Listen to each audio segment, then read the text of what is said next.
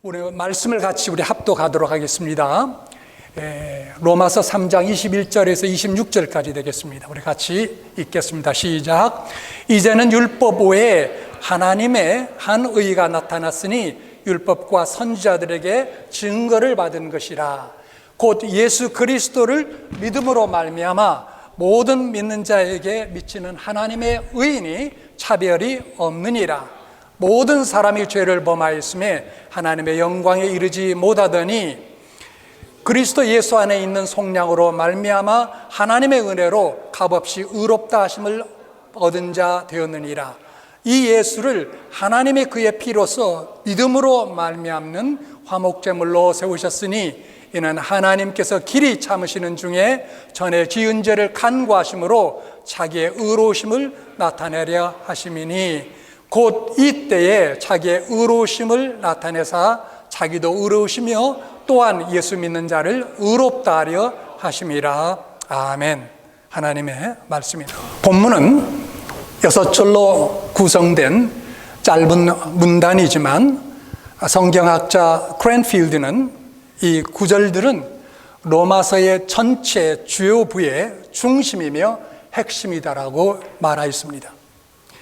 또 레온 모리스 박사는 이 6구절은 아마도 지금까지 쓰여진 모든 글 중에서 가장 중요한 문단일 것이라고 피력하였습니다. 이 구절들은 복음의 핵심을 라고 우리가 부를 수 있는 교리를 가르칩니다. 그것은 곧 그리스도 예수의 대속적 희생을 통해서 믿음으로 받게 되는 칭의입니다. 오늘 우리는 칭의에 대한 4가지 질문을 놓고 함께 상고하고자 합니다. 먼저 칭의의 의미는 무엇인가? 둘째는 칭의는 어디에서 시작되는가? 그리고 셋째는 칭의는 어떤 근거에서 주어지는가? 그리고 마지막 4번째로는 칭의는 어떻게 얻게 되는가? 이런 4가지의 문제를 놓고 함께 상고하며 은혜를 받기를 원합니다. 사실 칭의는 쉽고 또 반면에 어려운 그런 말이며 그런 가운데 기독교의 핵심 교리 중에 하나입니다. 어려운 이유는 여러 가지 있을 수 있지만 그 중에 하나는 사실 우리가 일상사회에서 칭의라는 말은 거의 쓰이지 않는 생소한 말입니다. 그리고 세상 사람들은 전혀 모르고 전혀 듣지 못한 그러한 말이기도 한 데에서 비롯될 것입니다. 그러나 오늘 이 시간 누구라도 이해할 수 있게 최선을 다해서 설명하도록 하겠습니다. 자, 첫째, 칭의의 의미는 무엇인가? 정의가 되겠습니다. 정의. 칭의란 죄인에게 무죄를 선언한 것입니다. 어떤 사람이 재판을 받기 위해 판사 앞으로 소환돼 왔다고 합시다. 이 피고에게는 2가지 중에 한 가지 일이 일어납니다. 무죄가 되든지 아니면 유죄가 되는 것입니다. 어떤 면에서 저와 여러분은 현재 재판장 앞에 선 셈입니다. 우리는 이 순간에 무죄로 석방되든지 아니면 유죄로 정죄됩니다. 그런데 우리들이 죄가 없다는 근거에서 무죄 석방을 받을 가능성은 전무합니다. 불가능합니다. 왜냐하면 우리는 하나님의 법을 수천 번, 아니 수만 번 범했기 때문입니다. 우리는 지금까지도 율법을 깨트렸고 현재도 계속하여 법을 깨트리고 있습니다. 그래서 율법의 행위에서 우리는 무죄가 될 수 없고 의로워질 수 없습니다. 그런데 여러분, 참으로 감사하게도 천지의 주제가 되신 하나님이 우리가 의로워질 수 있는 길을 마련하셨습니다. 이 길은 유죄한 죄인을 무죄로 선언하는 것입니다. 오늘 보면 26절에 보면 자기도 의로우시며 또한 예수 믿는 자를 의롭다 하려 하심이라 라고 말하고 있습니다. 이 말을 달리 표현하면 대가 혹은 전가의 길을 라고 말할 수 있습니다. 대가, 다시 말하면 다른 사람에게 지우는 것, 혹은 전가, 다른 사람에게 책임을 전가시키는 것이라고 우리가 표현할 수 있겠습니다. 무슨 이야기냐면, 자, 우리의 죄를 떼어서 무죄한 대리자인 예수 그리스도에게 옮긴다라는 것입니다. 그런데 거기에 끝나지 아니하고 그 다음 그리스도에게 속한 의를 떼서 우리에게 옮기는 것입니다. 그러면 그 결과는 무엇입니까? 그 결과는 우리로 하여금 그리스도 안에서 하나님의 의가 되게 하는 것입니다. 이 놀라운 일을 고린도 후서 21절은 이렇게 이야기합니다. 우리 같이 함께 읽겠습니다. 고린도 후서 5장 21절. 우리 같이 읽겠습니다. 시작. 하나님이 죄를 알지도 못한 이를 우리를 대신하여 죄를 삼으신 것은 우리로 하여금 그 안에서 하나님의 의가 되게 하려 하심이라. 하나님의 의가 되기 위해서 그렇게 하셨다라는 말씀입니다. 자, 그래서 하나님이 이런 모양으로 말씀하십니다.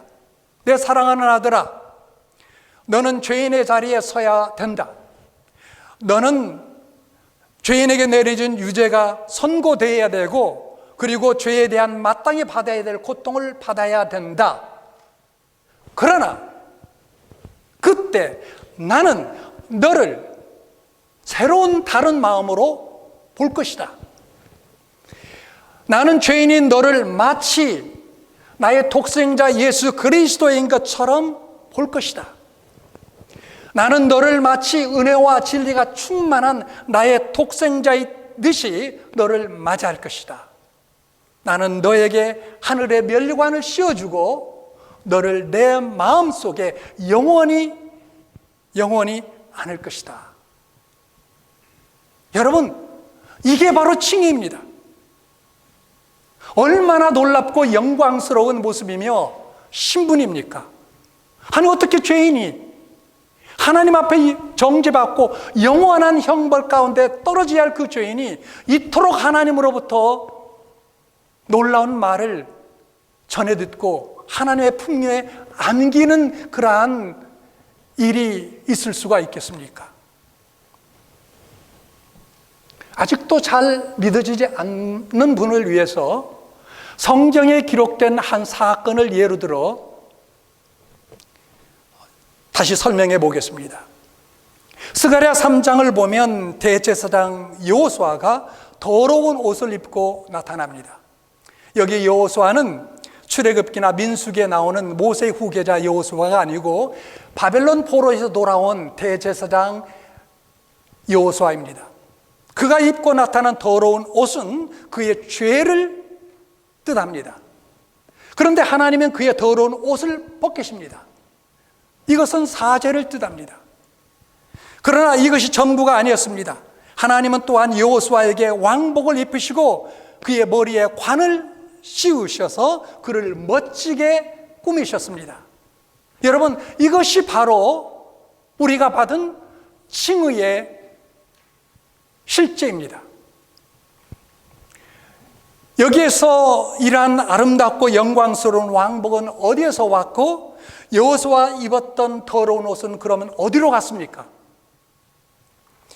바로 여호수아의 누추한 옷은 그리스도에게로 갔고 그리스도의 영광스러운 그 아름다운 왕복은 여호수아에게 입혀진 것입니다.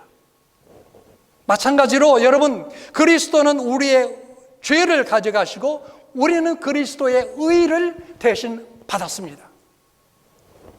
이러한 영광스러운 대치, 자리바꿈이 의해서 죄인들이 자유의 몸으로 풀려나고 하나님의 은혜로서 의롭게 되는 것입니다.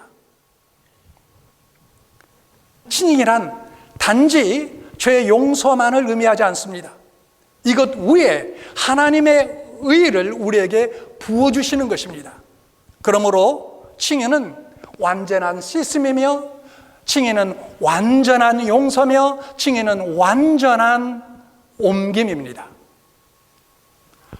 죄인의 신분에서 의로운 신분으로, 멸망의 자식에서 하나님의 영원한 하나님의 자녀로 옮기는 것, 이것이 바로 칭의다라는 사실입니다. 자, 그렇다면 두 번째로 칭의는 어디에서 시작되는가? 칭의의 근원은 바로 오늘 볼 수 있는 바와 같이 24절에서 볼 수 있는 바와 같이 하나님이며 그분의 은혜입니다. 24절 우리 같이 한번 합독하도록 하겠습니다. 시작. 그리스도 예수 안에 있는 속량으로 말미암아 하나님의 은혜로 값없이 의롭다 하심을 얻은 자 되었느니라. 여러분, 이런 질문을 마음속에 하실지 모르겠습니다. 그럼 나 같은 사람도 지금 칭의를 받을 수 있다는 말입니까? 나는 아직도 많이 부족한데 조금 더 신앙생활을 열심히 한 다음 받을 수 있는 것이 아닙니까?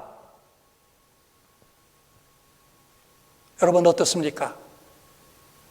그렇지 않습니다. 여러분 노력해 보십시오. 하나님의 의를 받을 만큼, 하나님의 의를 받아낼 만큼 결코 개선되지 않습니다. 아무리 노력해도 하나님의 의를 받아낼 만큼 결코 우리는 개선될 수 없습니다. 아니, 역설적으로 표현하자면 여러분이 개선될수록 더 나빠집니다. 왜 그럴까요? 은혜로 주시고자 하시는 하나님을 의지하는 것보다도 불완전한 나, 불가능한 나를 의지하는 꼴이 되기 때문에 그렇습니다. 여러분, 수렁에 빠진 사람을 한번 생각해 보십시오. 수렁에 빠진 사람이 살아날 길이 뭐겠습니까? 살아나려고 수렁 속에서 몸부림치는 것입니까? 그렇지 않습니다. 그렇게 되는 경우에는 더 빠져들어갈 수밖에 없습니다. 그저 가만히, 더 이상 빠지지 않도록 어떻게든 가만히 있으면서 나를 구해달라고 외치는 길밖에 없습니다. 그래서 칭의는 오직 하나님의 은혜로 값없이 받는 것입니다. 칭의는 거저 받는 것이라고 말하면 사람들은 이렇게 말하며 돌아설는지도 모릅니다. 뭐라고요? 칭의, 그 귀한 것을 거저 받는다고요? 내가 좀 뭔가 보태야 되지 않겠습니까? 말씀 따라 더 순종도 하고 선행도 좀 해야 마땅한 이치가 아니겠습니까? 여러분, 잘 들어보십시오. 거저 받지 않으면 아예 받지 못한 것이 하나님의 칭의입니다. 하나님의 구원입니다. 한 부자가 죽어가면서 자기가 자선을 많이 베풀면 천국의 자리 하나는 확보할 수 있을 것이라고 생각했습니다. 한 선량한 사람이 곁에서 그에게 묻습니다. 얼마를 기부하시렵니까? 그 부자는 자신 있게 힘을 주어 대답했습니다. 200억 원이요. 그러자 선량한 사람이 말했습니다. 그 액수는 세상에서는 큰 돈으로 생각하겠죠? 그렇지만 천국에서는 선생님의 발 한 짝도 올려놓기에 턱없이 부족합니다. 왜 그런지 아십니까? 천국의 거리는 모두 황금으로 만들어졌기 때문입니다. 그러니 선생님이 기부하고자 하는 200억 원은 천국에 아무런 가치가 되지 않습니다. 여러분, 우리는 칭의를 오직 하나님의 은혜로 거저 받은 것임을 확실하게 믿으시기를 주님의 이름으로 간절히 축원합니다. 그렇지 않으면 여러분에게 칭의가 주어질 수 없습니다. 들어보십시오. 칭의를 받을 자격이 내게 없기 때문에 은혜요, 값이 이미 주어졌기 때문에 내게는 값없이 거절하는 것입니다.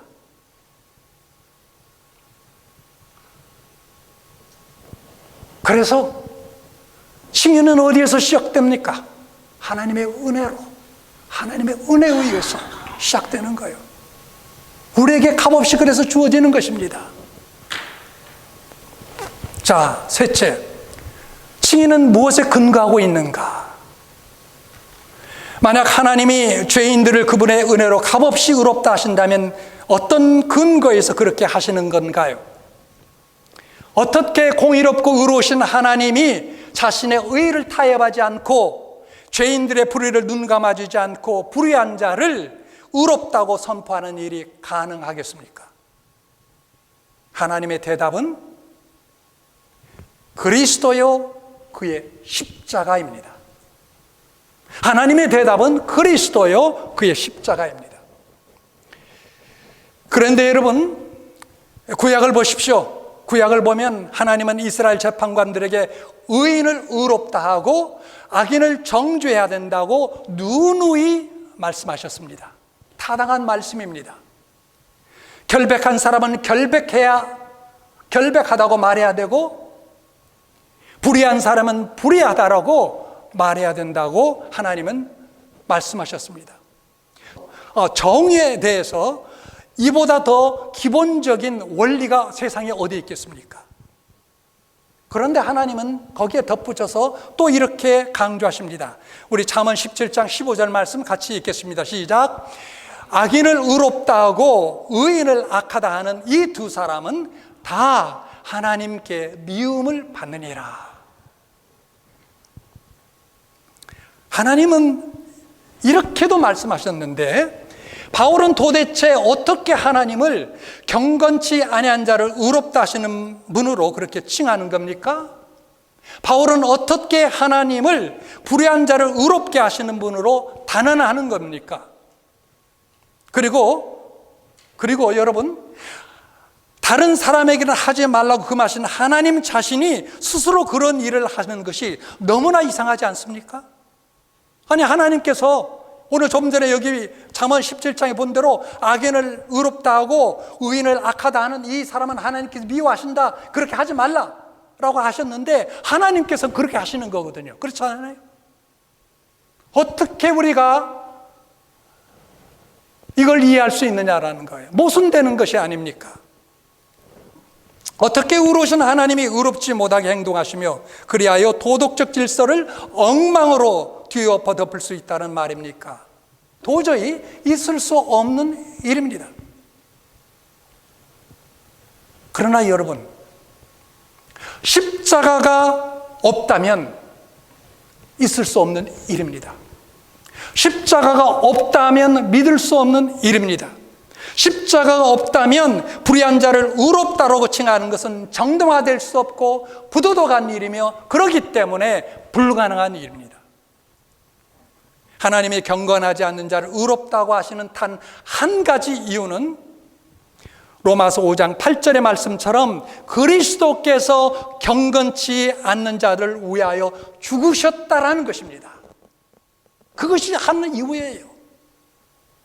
자, 로마서 5장 6절 말씀 같이 한번 읽겠습니다. 시작. 우리가 아직 연약할 때에, 연약할 때라는 건 우리가 죄를 지고 있을 때 그 말이죠. 우리가 아직 연약할 때에 기약대로 그리스도께서, 같이 읽어요. 시작. 그리스도께서 경건하지 않는 자를 위하여 죽으셨도다. 오늘 본문 25절의 말씀대로 그리스도께서 우리 죄를 위하여 죽으시면서 피를 흘리셨기 때문에 하나님은 정당한 방식으로 불의한 자를 의롭게 하실 수 있는 것이었습니다. 그러므로 여러분, 칭의의 근거는 바로 그리스도요 그의 십자가입니다. 할렐루야. 맞아요. 이걸 읽지 않는 여러분 될 수 있기를 바랍니다. 사탄이 여러분들을 꼬실 거예요. 여러분 유혹할 거예요. 어떻게 그렇게 하나님은 하실 수 있느냐? 그런데 잊지 마십시오. 사탄에게 이렇게 반박하십시오. 그리스도가 나를 위해서 십자가에 죽으셨고 모든 죄값을 치르셨기 때문이다 라고 선언하는 여러분 될 수 있기를 바랍니다. 자, 네 번째로 칭의는 어떻게 받는가? 수단이 되겠습니다. 무엇을 통해서 칭의를 얻게 되는 것입니까? 바로 믿음입니다. 바로 믿음입니다. 본문 22절을 읽어보겠습니다. 시작. 곧 예수 그리스도를 믿음으로 말미암아 모든 믿는 자에게 미치는 하나님의 의인이 차별이 없느니라. 뿐만 아니라 오늘 본문 속에 25절과 26절에도 두 번이나 칭의의 수단으로서 오직 믿음의 중요성을 강조합니다. 우리 같이 보겠습니다. 자, 여기 보십시오. 25절에 그의 피로서 믿음으로 말미암는 화목제물이라고 언급하였고, 그 다음 절 26절에 보면 예수 믿는 자를 의롭다 하려 하심이라 라고 하셨습니다. 그래서 여러분, 칭의는 오직 은혜로, 오직 그리스도 안에서, 오직 믿음으로 이루어지는 줄 믿으시기 바랍니다. 오직이에요, 오직. 여기다 뭔가 덧붙이지 마세요. 하나님의 은혜 플러스 나의 선행 붙이지 마세요. 오직 그리스도인데 오직 그리스도에 부처님 붙이지 마세요. 오직 믿음인데 나의 공로 붙이지 마세요. 오직 은혜요, 오직 그리스도 안에서요, 오직 믿음으로 되는 것을 믿으시는 여러분 될 수 있기를 바랍니다. 그런데 마음속에 이런 질문을 하실 수 있습니다. 그리스도를 믿어야 한다는 말은 많이 들었지만 도대체 어떻게 하는 것이 믿는 것인지 모르겠습니다. 한 가지 예를 들겠습니다. 어느 선장이 있었습니다. 이 선장은 해전 경험이 많은 선장이었는데 범선을 무척 좋아하는 10대 아들이 있어서 배에 동선시켰습니다. 어느 날 그의 아들이 배에 태우고 다니는 원숭이를 쫓아 다니다가 원숭이가 그만 그 범선의 높은 돛대로 올라가게 된 거예요. 그러니까 아들이 또 원숭이를 쫓아서 그 마스트로 올라갔습니다. 마스트 꼭대기까지 올라갔어요. 그런데 마스크의 정상 바로 밑에는 정상 쭉 올라가서 마스크의 정상 바로 밑에는 둥근 받침대가 이렇게 설치되어 있었습니다. 그런데 소녀는 그 받침대 위에까지 올라갔습니다. 이제 올라갔다가 내려오려고 보니까 이게 힘든 거예요. 발을 비춰서 내려가려고 하는데 여러분 돛이 이렇게 쭉 있고 그 위에 받침대가 둥그렇게 있는데 발을 내리니까 발이 공중에 뜬 거예요. 그리고 마스트에 발이 닿지 않았어요. 소녀는 좌우로 흔들리는 배 움직임 때문에 더욱 내려올 수 없어서 큰 두려움 가운데 사로잡히게 되었습니다. 그는 곧 갑하늘 위에서 떨어질 지경에 처했습니다. 그렇게 되면 온몸이 부져서 곧 죽게 되는 그러한 형국이었습니다. 이때 소년의 아버지가 뛰쳐나와 큰 소리로 외칩니다. 아들아, 배가 어느 한쪽으로 기울면 바다로 뛰어내리라. 선장의 아들은 바다를 내려다보았습니다. 바다는 거친 풍랑이 일고 있었습니다. 그리고 높은 마스트에서 내려다보는 바다는 까마득히 보였습니다. 소녀는 공포에 질려서 마스트 받침대에 그저 불불 떨면서 붙잡고 매달리고 있었습니다. 그러자 아버지가 총으로 아들을 겨누며 외쳤습니다. 애야, 다시 말한다. 내가 거기서 이 갑판 위로 떨어지면 너는 즉사하고 말 것이다. 그러니 배가 어느 한쪽으로 기울면 바다로 뛰어내리라. 그렇지 않으면 내가 이 총으로 너를 쏠 것이다. 아들은 그 말을 듣지 않으면 아버지가 정말 자기를 쏠 것으로 생각을 했습니다. 그래서 아들은 더 이상 지체치 않고 검푸른 바다 속으로 자신을 내던졌습니다. 어떻게 됐을까요? 아버지의 약속대로 건장한 선원들이 바다로 뛰어들어 아들을 구조에 냈고 배우로 위로 끌어올렸습니다. 바로 이것입니다. 우리들도 이 소년처럼 매우 이태로운 처지에 놓인 사람들입니다. 그러나 우리에게는 우리의 인생의 선장 되시는 예수님이 계십니다. 그분이 말씀하십니다. 죄인들아, 너의 믿을거리들을 포기하고 내 사랑의 바다에 자신을 던져라 라고 우리에게 말씀하십니다. 자기를 죽일 것처럼 보였던 검푸른 바다가 선장의 아들을 구원할 수 있는 방편이 되었던 것처럼 여러분, 우리를 두렵게 하는 것이 우리를 구원하는 수단이 되는 것입니다. 그렇기 때문에 그리스도를 믿으십시오. 믿음이란 이 선인이 바다에 자신을 던졌던 것처럼 그분에게 여러분 자신을 과감하게 던지는 것입니다. 오직 예수님만이 나의 의입니다. 오직 예수님만이 나의 구원입니다 라고 외치며 내어 맡기는 것입니다. 그분이 살아 계신 것처럼 그분을 믿는 여러분의 인생도 여러분 결코 헛되지 아니할 것입니다.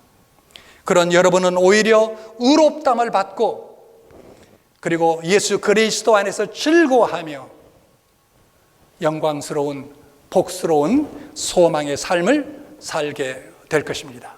우리 같이 기도하겠습니다.